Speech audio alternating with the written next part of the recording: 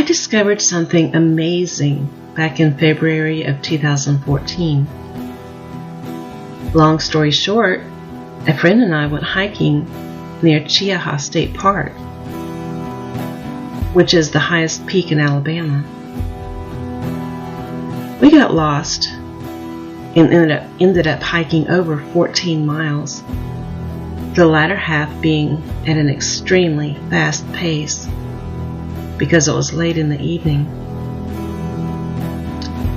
It had been years since I went hiking, and I was really out of shape.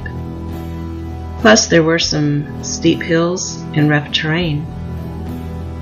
My feet were throbbing, and I felt so weak, sore, and tired. I couldn't take it anymore.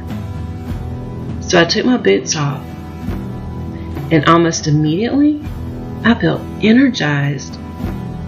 My muscle cramps disappeared, and I felt so light and free. I was so amazed that I did some research when I got home and learned about the benefits of going barefoot. I had heard a little bit about it before, but never really pondered over it. Since then, I mostly hike barefoot, mainly when I'm by myself, and it feels awesome.